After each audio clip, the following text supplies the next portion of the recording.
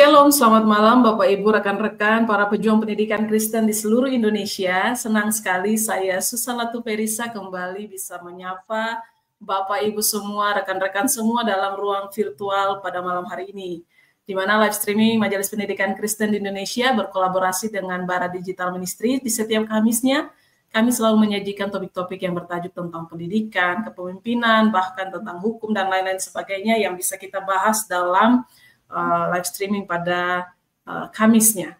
Nah, malam hari ini kita akan membahas satu topik yang menarik ya untuk kita pelajari bersama-sama, dan izinkan saya untuk menyebutkan atau menyampaikan topik yang akan disampaikan oleh narasumber kita pada malam hari ini, yaitu tentang how leadership culture.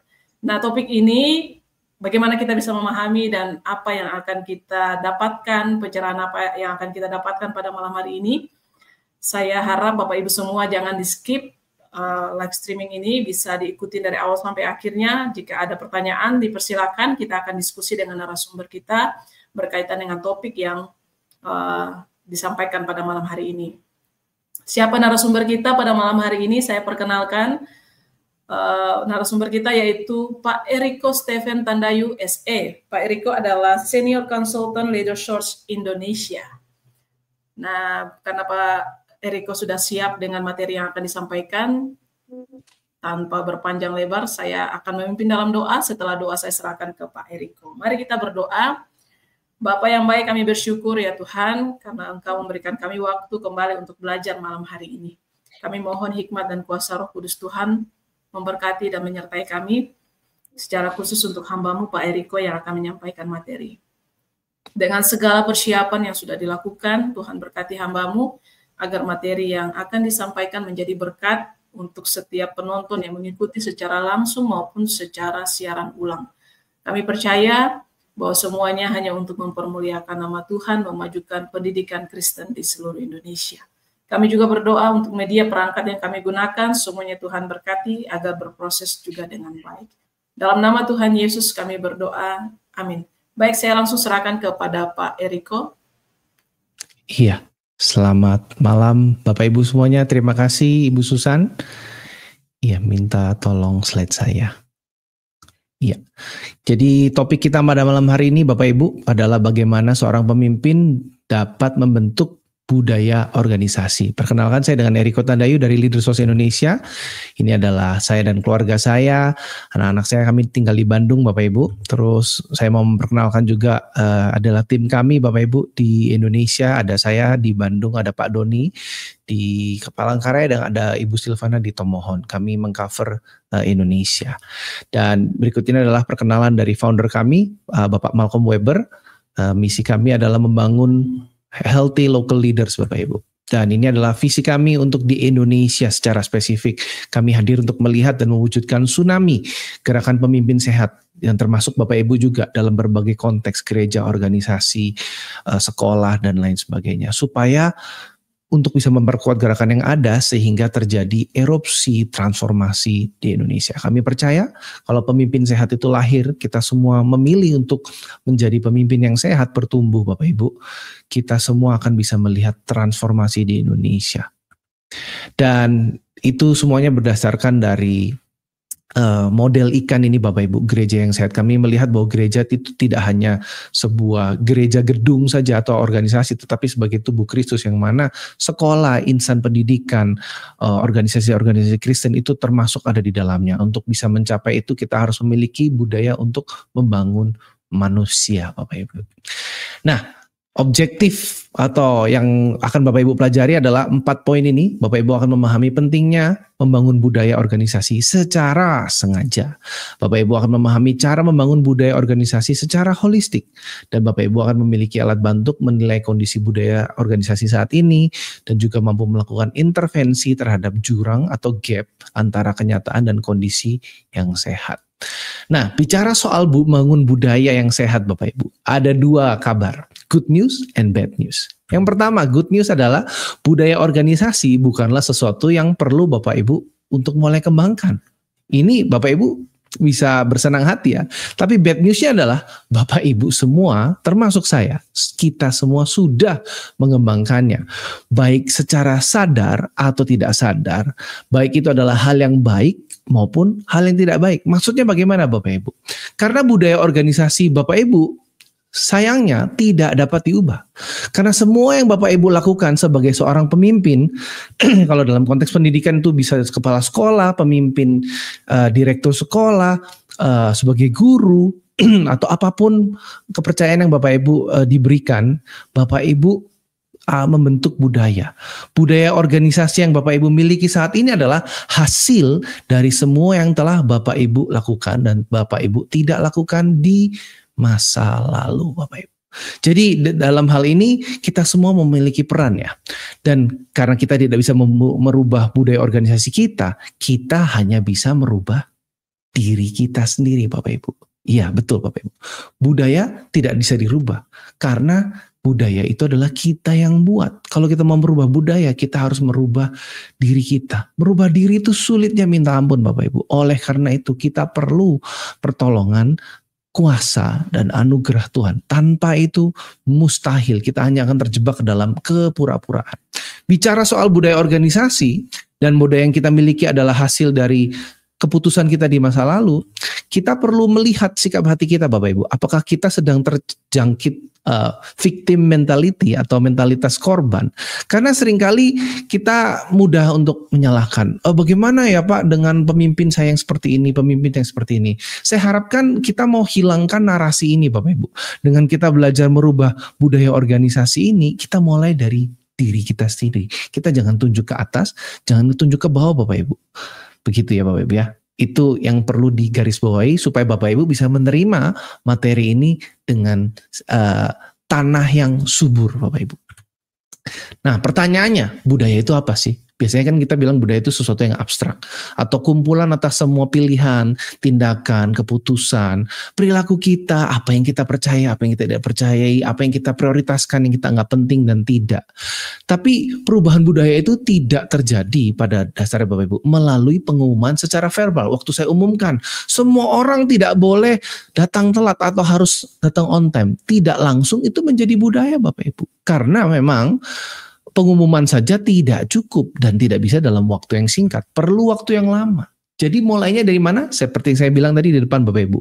Kita tidak bisa merubah budaya kalau kita tidak merubah diri kita sendiri. Dan untuk merubah diri kita sendiri, kita perlu kuasa pertolongan Tuhan Bapak Ibu. Nah ini pertanyaan untuk perenungan Bapak Ibu ya. Nanti kalau Bapak Ibu yang nonton live streamnya atau mungkin nanti di rekamannya, Bapak Ibu bisa renungkan baik-baik ini, di screenshot, lalu di pause mungkin, lalu renungkan. Kalau ada yang bertanya tentang budaya organisasi di tempat Bapak Ibu bekerja, di sekolah, universitas dan lain sebagainya, kira-kira apa yang akan Bapak Ibu sampaikan?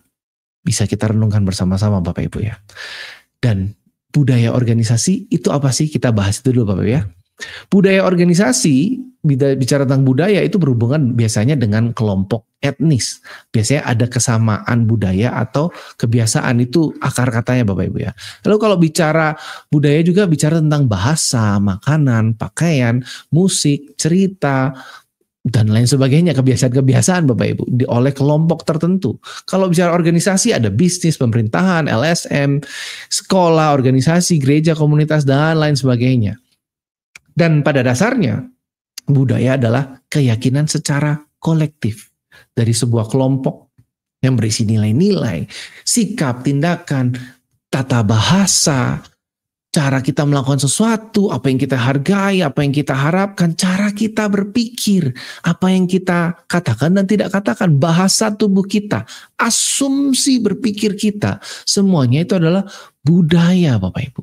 Kalau dari filsuf dari Belanda atau Jerman, saya lupa, dari Gert Hofstede dan Gert-Jan Hofstede bilang bahwa budaya adalah software dari pikiran kita Bapak Ibu. Softwarenya itu adalah budaya kita Bapak Ibu. Dan budaya itu memberikan tanda atas batasan atau apa yang kita miliki atau tidak kita miliki. Gabungan dari pola-pola apa yang kita lakukan. Memberikan logika yang masuk akal waktu kita melakukannya dan bagaimana kita melakukannya. Juga biasanya memberikan identitas, memberikan arah atau petunjuk atas sikap perilaku kita. Seringkali ya yang tidak kita ucapkan juga. Dan biasanya itu menegaskan peraturan-peraturan yang tidak tertulis. Yang biasa kita ikuti adalah budaya Bapak Ibu.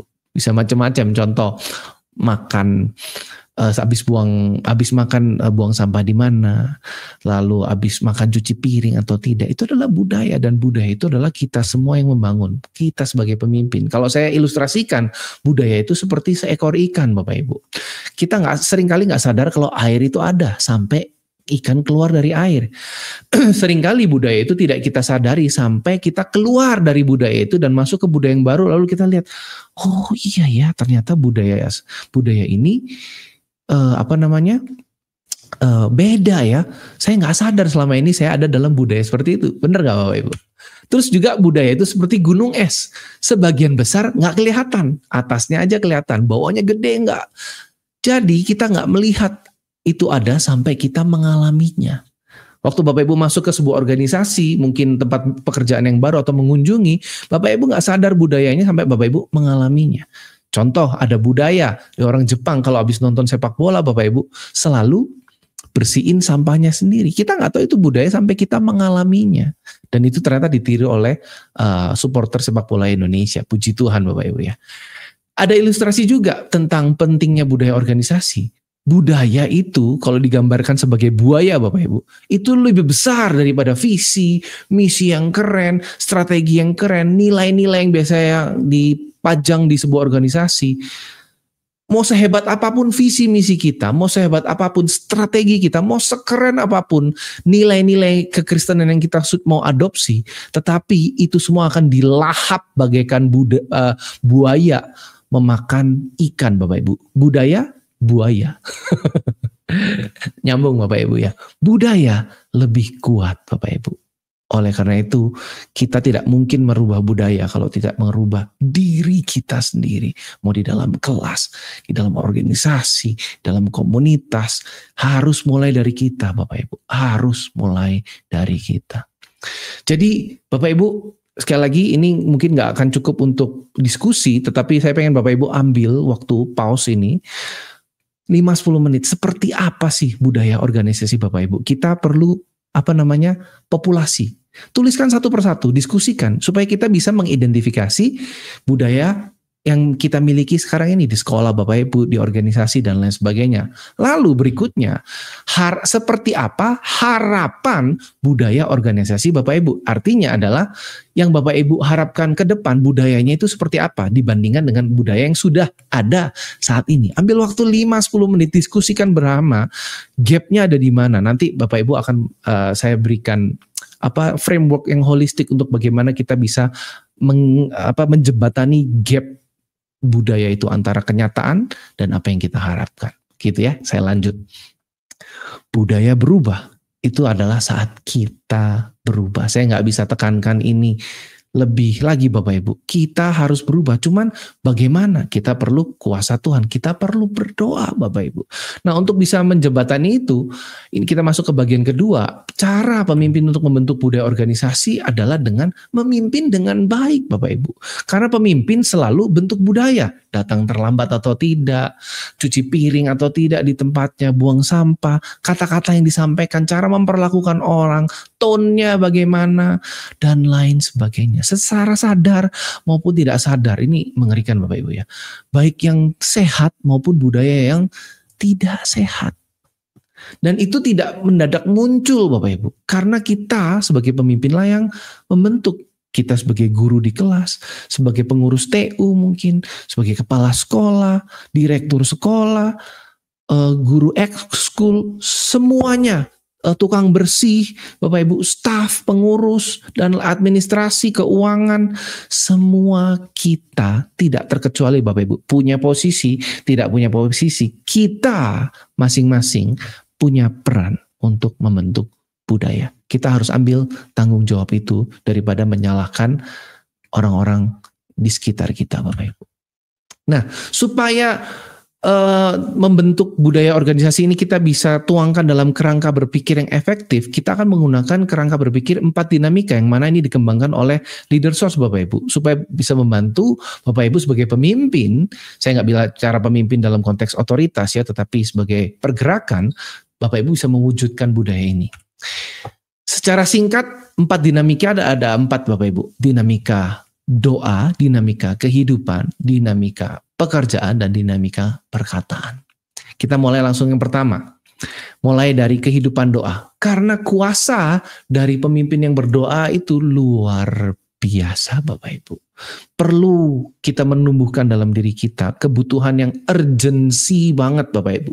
Dorongan untuk selalu bergantung kepada Tuhan, bukan sebagai, ini Bapak Ibu ya, saya nggak bilang doa ini sebagai event, tapi sebagai lifestyle. Kapanpun, dimanapun, di motor, pada saat ngajar, pada saat ngobrol, pada saat di toilet, makan siang, jajan, dan lain sebagainya. Itu yang seharusnya kita selalu lakukan. Ngobrol sama Tuhan Bapak Ibu. Bukan ambil waktu, ya itu juga baik Bapak Ibu, ambil waktu mungkin 20 menit atau 15 menit atau 5 menit berdoa, itu hal yang baik. Tetapi tidak hanya itu saja Bapak Ibu, itu harus menjadi suatu kebiasaan. Sehingga pola pikir kita, hati kita selalu tertuju pada Tuhan.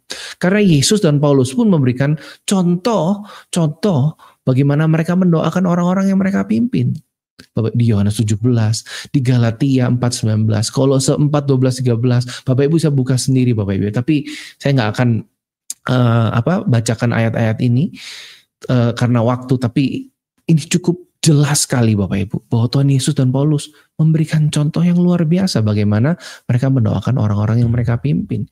Dan perubahan yang signifikan di organisasi kita Bapak Ibu, itu harus kita rebut dulu di dalam doa. Nggak bisa nggak Bapak Ibu. Doa ini fundamental sekali. Doa Bapak Ibu. Doa. Nggak bisa nggak. Karena kita mau bicara merubah diri kita tanpa doa. Mustahil Bapak Ibu. Tanpa Yesus Bapak Ibu. Tanpa doa merubah diri kita itu seperti pura-pura. Sulit Bapak Ibu. Dan doa orang yang benar jika dengan yakin didoakan, Yakobus 5:16, sangat besar kuasanya Bapak Ibu.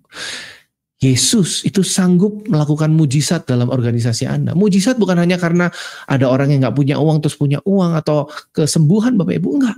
Budaya organisasi bisa berubah Bapak Ibu kalau kita mau ambil bagian yang fundamental pertama, yaitu berdoa Bapak Ibu. Dan kita nggak bisa menjadi pemimpin yang efektif kalau kita tidak menjadi seorang pendoa syafaat. Kita mungkin bisa jadi seorang yang visioner, pemikir strategis, wah cara berpikirnya luar biasa, membangun tim. But then Bapak Ibu, ada dinamika yang lain yang bekerja. Peperangan kita ini bukan melawan darah dan daging. Doa adalah bagian yang sangat-sangat penting Bapak Ibu.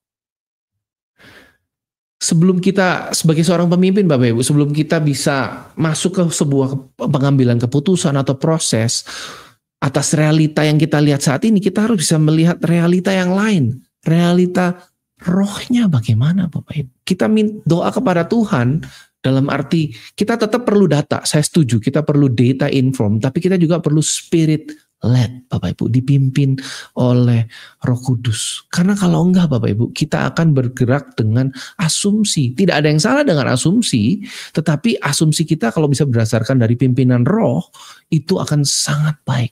Kita cari kebenaran firman Tuhan, kita dengerin firman Tuhan. Lalu kita mengambil keputusan berdasarkan keintiman kita dengan Tuhan itu. Supaya kita bisa mengambil strategi, visi, dan sesuai dengan visi misi yang Tuhan sudah berikan Bapak Ibu. Doa sangat penting Bapak Ibu. Sehingga pada saat kita berdoa, kita benar-benar mengandalkan Yesus. Bahasa kerennya adalah sentralitas Yesus. Christ center harus ada dalam setiap kehidupan kita sebagai pemimpin Kristen Bapak Ibu.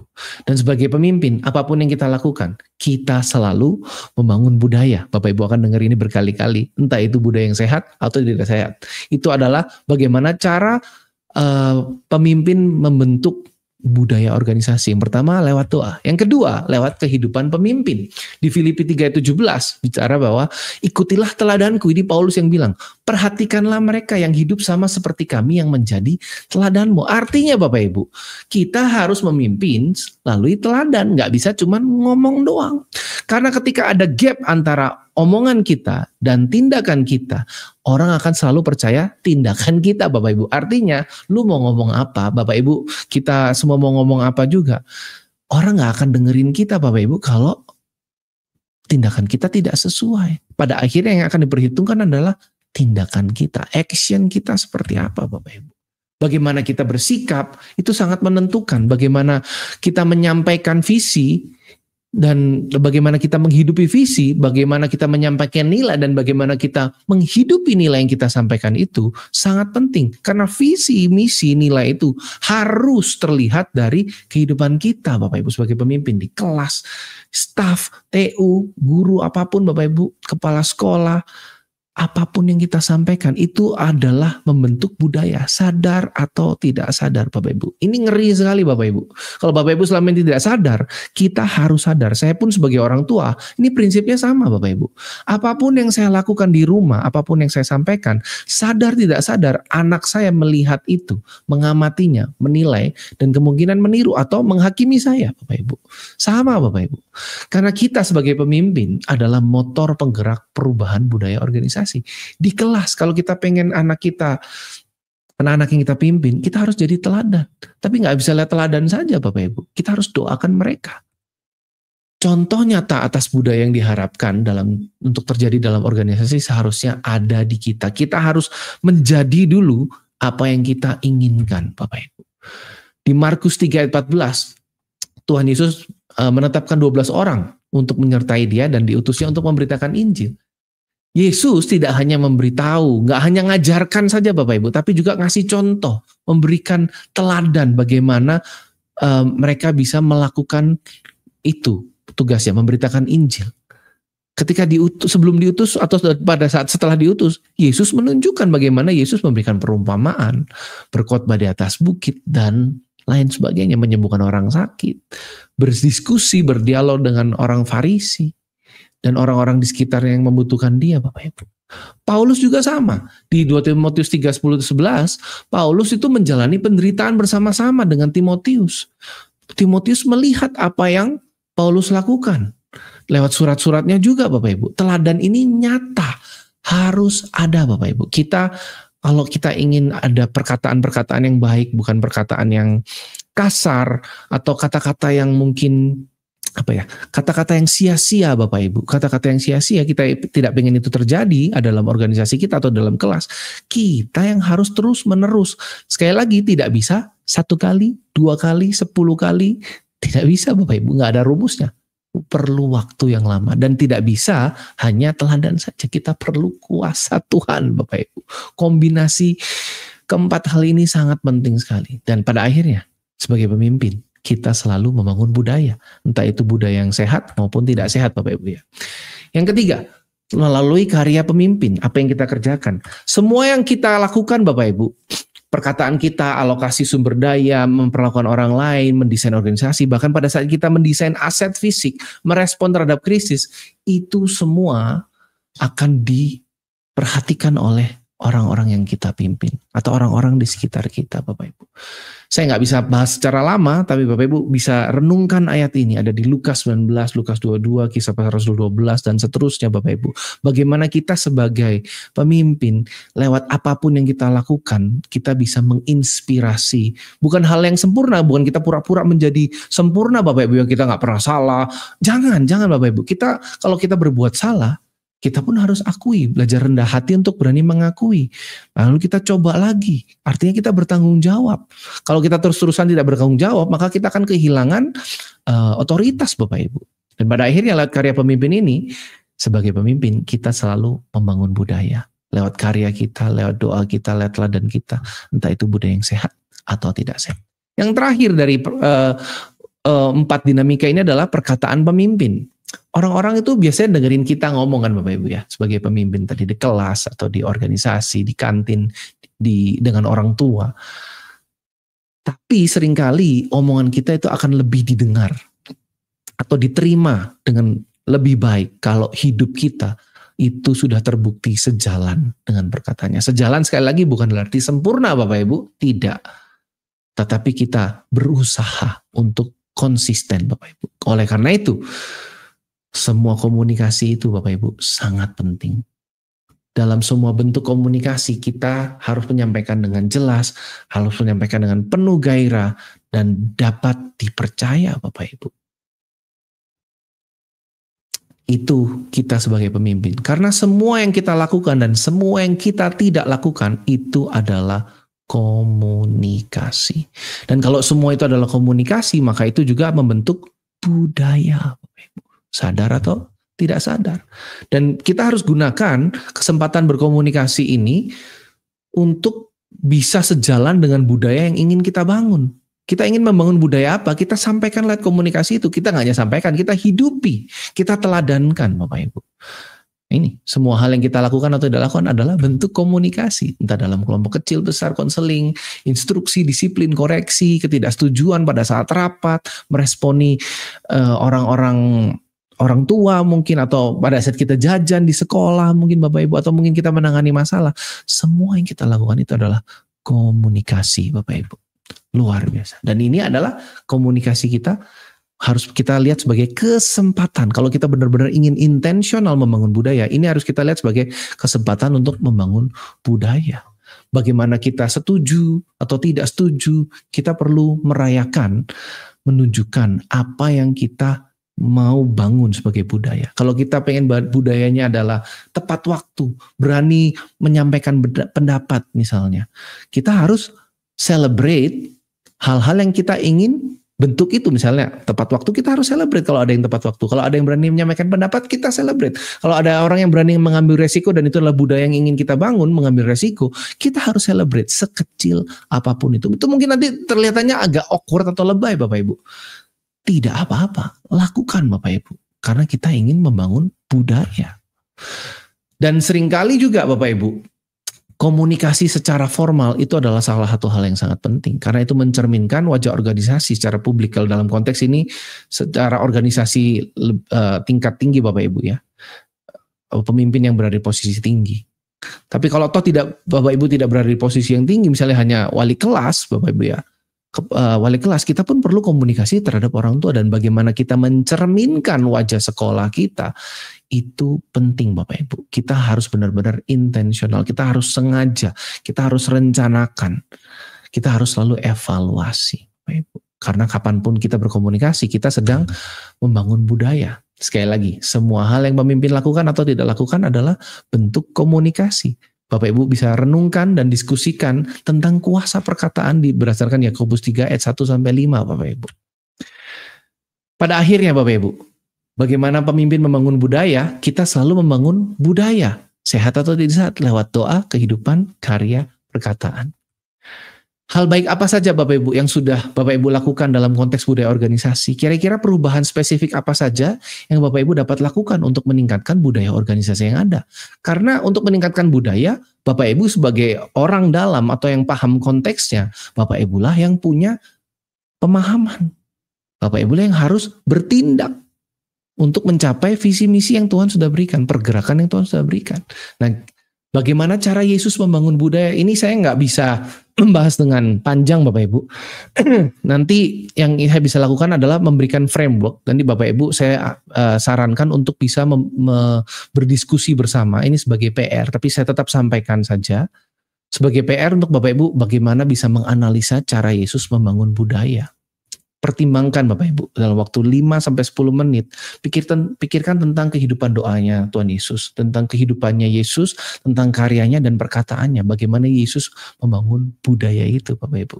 Dan dibuatnya seperti matriks ini ya, kehidupan doa Tuhan Yesus seperti apa, karya-karyanya apa saja, kehidupannya sehari-hari dengan sesama bagaimana, perkataan-perkataannya, apakah ada yang tidak sinkron di antara semua ini. Dari situ kita akan melihat bagaimana pola Yesus membangun budaya itu, dan kita bisa adopsi Bapak Ibu. Kita sesuaikan, kita amati, kita tiru, kita modifikasi. ATM Bapak Ibu ya.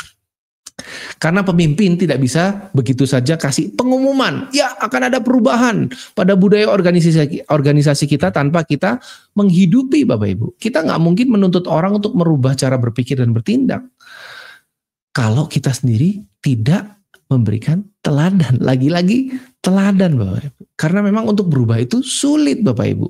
Perlu penyesuaian, perlu waktu, diperlukan keberanian, kejelasan, kejujuran, dan ketekunan untuk merubah budaya yang tidak sehat. Untuk kita bisa mau berubah jadi budaya yang sehat, kita harus tahu dulu budaya yang tidak sehat apa. Kita harus dismantle, atau kita harus telanjangi budaya yang tidak sehat ini, dan kita mau bilang bahwa ini tidak bisa diterima. Tapi ini memerlukan keberanian Bapak Ibu. Kita sebagai pemimpin, kita harus memiliki keberanian Bapak Ibu. Kita harus memiliki gambar diri yang sehat. Kalau itu masih jadi masalah, lebih baik kita cari bantuan Bapak Ibu untuk bisa mengatasi masalah itu. Dan pada akhirnya, terlepas dari prinsip-prinsip tadi Bapak Ibu, pada akhirnya Tuhanlah yang merubah budaya organisasi. Di Yeremia 32 ayat 27, sesungguhnya akulah Tuhan, Allah segala makhluk. Adakah sesuatu apapun yang mustahil untukku? Yeremia 32 ayat 27. Karena Tuhan yang tidak terbatas, yang menciptakan alam semesta, itu dapat merubah budaya organisasi kita Bapak Ibu. Yes, ada bagian kita Bapak Ibu, tapi pada akhirnya, pada saat kita melakukan semua prinsip-prinsip kebenaran tadi, 4 dinamika tadi, berdoa, kehidupan kita jadi teladan, karya kita, lalu perkataan kita, pada akhirnya Tuhan yang akan memberikan pertumbuhan, Tuhan yang merubah hati manusia Bapak Ibu, termasuk merubah hati kita. Dan itu adalah kenyataannya Bapak Ibu. Tanpa kuasa Tuhan, kita tidak mungkin untuk bisa melakukan perubahan. Boro-boro rubah organisasi untuk diri kita. Saya nggak bilang perubahan organisasi itu yang maksud saya dengan perubahan organisasi ini adalah perubahan organisasi yang benar-benar berubah Bapak Ibu, bukan karena ketakutan, bukan karena ada tekanan, bukan karena sebuah insentif, enggak, tapi benar-benar berubah dari dalam keluar. Itu yang saya maksudkan dengan perubahan organisasi budayanya. Nah, pertanyaan untuk direnungkan Bapak Ibu, sejauh mana organisasi sekolah Bapak Ibu ini sudah membangun budaya yang sehat di dalam doa, kehidupan, karya, dan perkataan? Berarti sejauh mana Bapak Ibu ya? Gapnya di mana? Kira-kira bagian mana yang menjadi pergumulan Bapak Ibu di organisasi dalam konteks doa, kehidupan, karya, dan perkataan, dan kira-kira bagaimana solusi yang dapat kita lakukan Bapak Ibu untuk bisa menjembatani kehidupan doa, kehidupan, teladan, karya, dan perkataan. Nanti saya undang Bapak Ibu untuk berdoa satu sama lain, saling mendoakan supaya kita bisa menjadi agen perubahan itu sendiri, dimulai dari kita Bapak Ibu. Dan Yeremia 32 ayat 17 Bapak Ibu. Tuhan Allah, sesungguhnya Engkaulah yang telah menjadikan langit dan bumi dengan kekuatanmu yang besar. Dan dengan lenganmu yang terentang tidak ada sesuatu pun yang mustahil untukmu. Bapak Ibu, tidak ada yang mustahil bagi Tuhan untuk kita menjadi agen perubahan, membawa perubahan dalam organisasi kita masing-masing. Oleh karena itu Bapak Ibu, semua yang kita lakukan dan kita lakukan adalah membangun budaya. Semua yang kita katakan dan kita tidak katakan itu adalah sebuah bentuk komunikasi, dan komunikasi bentuk budaya Bapak Ibu. Dan ini adalah budaya yang kita ingin capai. Maksudnya budaya tadi itu ada untuk mencapai gereja atau tubuh Kristus yang sehat Bapak Ibu. Itu saja dari saya, semoga ini bisa membantu. Kita akan masuk ke sesi tanya jawab ya. Saya kembalikan kepada Ibu Susan. Terima kasih. Baik, terima kasih Pak Eriko untuk pemaparan materi yang sangat luar biasa. Wah, sangat menginspirasi kita semua, secara khusus untuk para pemimpin-pemimpin atau calon-calon pemimpin yang sedang dipersiapkan di sekolah-sekolah Kristen, bahkan di dunia-dunia pendidikan. Pak Eriko, terima kasih. Kita langsung saja kepada pertanyaan, karena kita cukup terbatas dengan waktu. Jadi ada beberapa pertanyaan yang akan saya sampaikan kepada Bapak. Yang pertama, ini ada pertanyaan tentang apa saja sih Pak peran pemimpin dalam menjaga budaya sekolah, secara khusus mungkin sekolah Kristen ya, agar tetap Kristus sentris di tengah tekanan budaya sekuler. Seperti itu Pak. Oke. peran pemimpin dalam menjaga budaya ya. Artinya ini kan nggak hanya menjaga budaya itu kan nggak hanya defensif saja ya Bapak Bu ya. Kalau dalam kita menjaga itu kita defensif, tapi kita juga perlu ofensif. Dalam arti kalau sebagai pemimpin supaya budaya tetap berdasarkan Kristus, berarti pemimpinnya sendiri juga harus memiliki hubungan yang intim dengan Kristus. Dan hubungan intim itu bisa diterjemahkan dalam sikap-sikapnya yang sederhana, dalam pengambilan keputusannya, dalam penentuan peraturannya, policy-policy yang diambil dalam mengambilan keputusan, dalam komunikasinya dengan tim dan juga dengan pihak internal maupun eksternal, itu harus tercermin. Dan itu sifatnya tidak bisa hanya sekedar let's say event, kayak ada kebaktian di dalam sebuah sekolah. Ya kebaktian baik, tetapi apakah kebaktian saja cukup? Gitu kan Bapak Ibu. Perlu bagaimana ada intensionalitas, bagaimana misalnya dari kebaktian itu ada diskusi bagaimana kita mau menghidupi firman Tuhan tertentu dalam pengambilan keputusan kita, dalam kita mengajarkan anak-anak bagaimana kita bisa mengajarkan firman Tuhan juga, dalam rapat-rapat yang dilakukan, dalam mendisiplin mungkin misalnya staff atau mendisiplin anak, bagaimana kita bisa menunjukkan kasih Kristus. Nah kalau dari pemimpinnya sendiri Bapak Bu, kalau ini bayangannya tidak ada, sulit. Kalau bayangannya hanya sifatnya penyelesaiannya akademis, ya hasilnya juga bukan saya berarti bilang akademis itu tidak penting ya. Saya rasa itu sangat penting sekali. Tetapi kita juga harus holistik kan. Bagaimana kita bisa menerjemahkan firman Tuhan yang praktis ini dalam kehidupan sekolah gitu. Baik, terima kasih Pak Eriko untuk penjelasannya. Kita langsung ke pertanyaan yang kedua.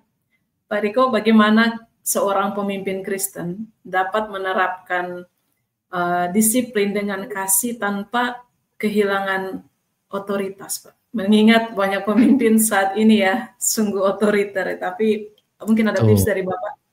Saya persilakan. Iya, betul. Jadi saya juga mendapatkan disiplin tanpa kasih Bu dulu. Jadi ada prinsip secara psikologis bahwa kita tidak bisa memberi apa yang tidak kita miliki. Jadi kalau kita sendiri dengan masa lalunya memiliki disiplin tanpa kasih itu durasinya, frekuensinya sangat tinggi, maka otomatis itulah yang akan bisa kita berikan. Nah untuk kita bisa melakukan itu, ya kita harus kalau secara praktis ya kita belajar dari orang lain, kita perlu mentor, kita perlu lihat. Karena kan kayak gitu kan kita nggak bisa dengerin seminar Bu ya. Kita benar-benar harus membiarkan seminar itu merasuki roh dan pikiran kita, dalam arti mungkin bahasa saya agak terlalu strong merasuk gitu. Tapi bagaimana kita bisa menerapkan apa yang kita pelajari, apa yang kita lihat dalam sehari-hari. Dan karena itu biasanya ada berhubungannya dengan trauma juga Bu. Ada berhubungannya dengan trauma. Jadi bagaimana kita bisa mengatasi trauma itu? Trauma itu hanya bisa diatasi lewat pengampunan. Jadi artinya kalau kita dulunya memiliki disiplin tapi tanpa kasih, kita harus mengampuni momen-momen di masa lalu itu dulu sebagai pemimpin. Saya rasa narasi ini kan biasanya bertentangan dengan narasi maskulinitas, bahwa laki-laki itu tidak boleh cengeng, laki-laki itu tidak boleh lembut, apalagi bicara pengampunan dan lain sebagainya, hati Bapa. Saya rasa kita harus udah lewatin semua itu Bu, karena bicara soal menangis atau hati yang lembut itu kan ciptaan Tuhan Bu. Semua itu ciptaan Tuhan. Tidak ada aturan yang membuat itu, tapi lebih kepada itu lagi budaya yang sudah dibangun. Jadi kita harus melihat diri sendiri, kalau ada trauma kita perlu mengampuni, lalu itu saja tidak cukup, kita harus terus belajar, tapi setelah belajar kita harus praktekkan.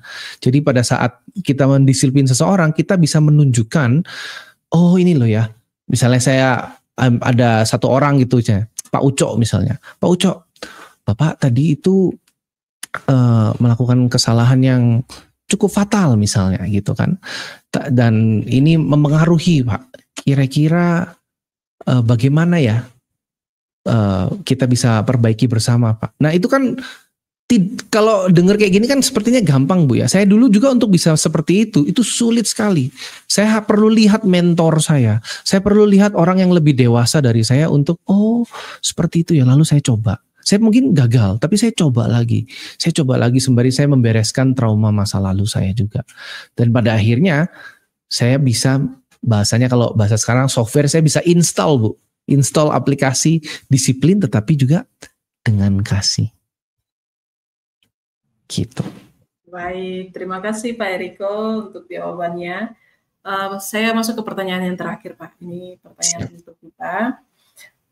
Menurut Bapak, apa resiko budaya sekolah Kristen jika pemimpinnya sendiri tidak konsisten dalam mengambil keputusan ataupun hal-hal yang dia lakukan tidak konsisten? Nah, resikonya apa Pak kira-kira? Resikonya ya jelas Bu. Ini resikonya adalah ke depan pemimpin itu akan kehilangan kepercayaan, kehilangan orang-orang terbaiknya, karena berdasarkan data Bu ya, ini bukan Alkitab, data dari Gallup, orang-orang itu meninggalkan pemimpin dan bukan meninggalkan organisasi.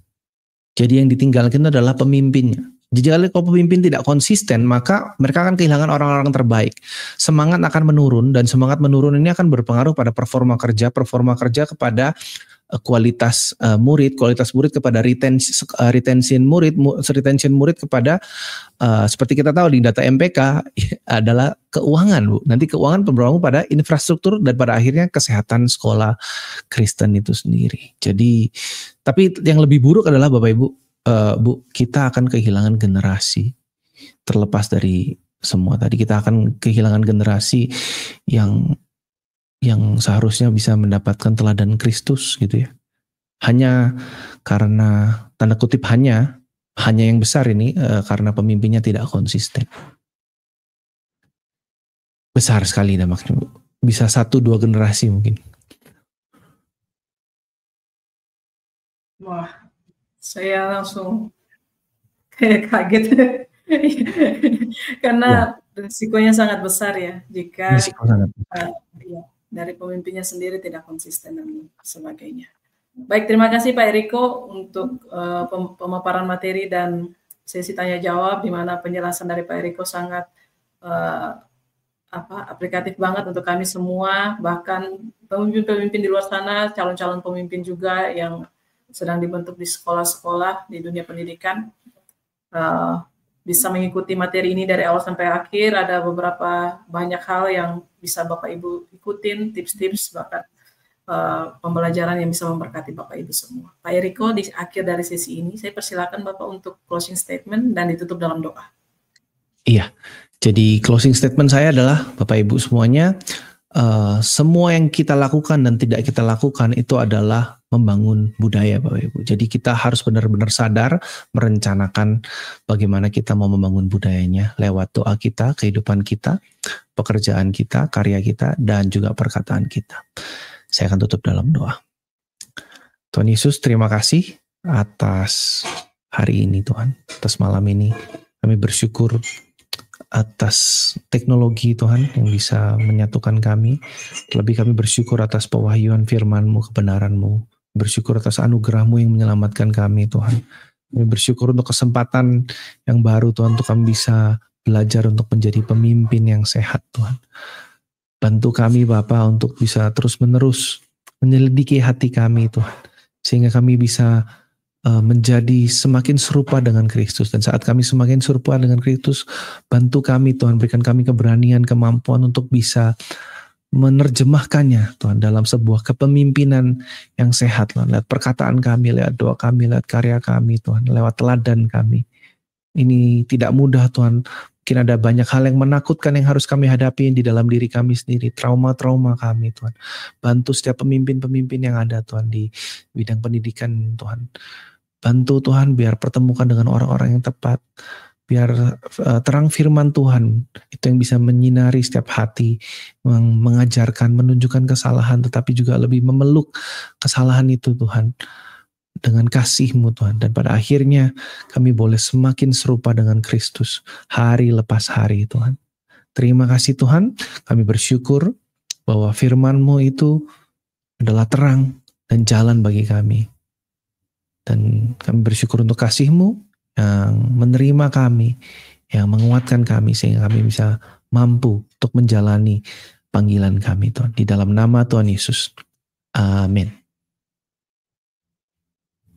Sekali lagi terima kasih Pak Eriko Terima untuk kasih. pelayanan pada malam hari ini. Tuhan Yesus memberkati Bapak dalam setiap tugas, tanggung jawab pelayanan dan keluarga.